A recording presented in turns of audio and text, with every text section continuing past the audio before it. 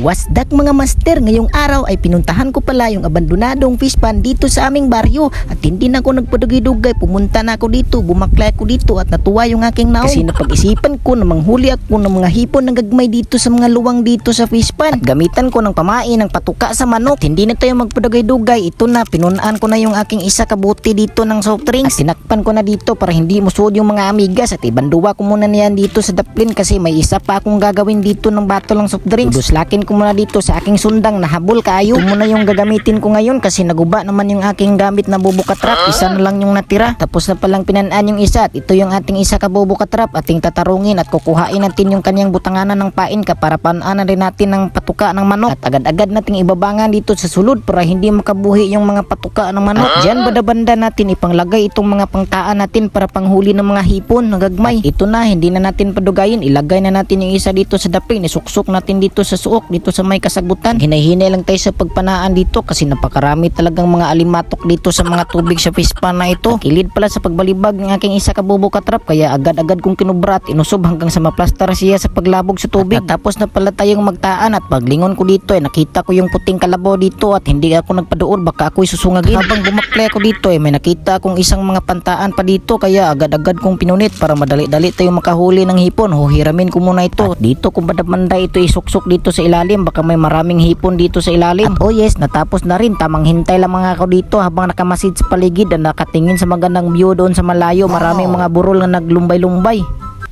Hindi na natin padugay-dugayin. Agad-agad na ko nang kinuha dito yung ating sudlanan sa ating mga huli ng mga hipon. Agad-agad ko nang kinuha dito yung isang pangtaan natin para titingnan at tatanawin natin kung marami bakang sumulod sa ating pantaan na isa. May lumusot pa na isa. Napaka-presko pa talaga niya. Ang buhi-buhi pa, nagkisi-kisi pa. Agad-agad kong kinuha dito at hinipos ko na para ilagay na natin sa sudlanan nating balde na mahiwaga. Kaya dito ay gipangpupho ko na sa aking pangtaan at dito ay pinaslak ko na sa ating mahiwagang balde dito para matapos na tayo dito. Yun na, at dito susubayin na naman natin yung pangalawa kung may susulod na naman mga hipon. Medyo magamay-gamay na konti lang pala yung pumasok dito pero hindi na masama. Kukuhain din natin yan, ipapaslak din natin yan sa ating mahiwagang balde para mudaghan na sila dito. At dito sa ating pangatlong pantaan ay medyo binawi niya yung mga hipon kasi napakaraming sumulod dito at ang mga dagko-dagko pa ng uban dito hindi na masama ito. Ang nadami-dami na. May mga suso pa na maliit na nakaharang sa kanyang baba sa pantaan. Hindi na natin palibig dugay-dugay ay agad-agad kong tinukbo dito at pinupho ko at pamutang na sa mga mahiwagang balde dito yung mga hipon dito para nakuha na natin. At pagkatapos ay titibawin na natin ang ating isa kabubuka trap na tinaan. Tatanawin natin kung marami din bang huli. Napakaliit lang ng huli, walang ganang pumasok ang mga hipon dito sa ating bubuka trap. Mas ginaganahan silang pumasok doon sa ating mga ginagamit na plastic bottle na gipang putol. Pero hindi na masama kasi marami-rami naman na daghan-daghan pud gamay ang ating huli dito. May pangsahog na tayo dito sa ating gagawing torta na ulam at saka pwede rin itong isahog sa pansit. Maraming salamat sa pagpanonood, master.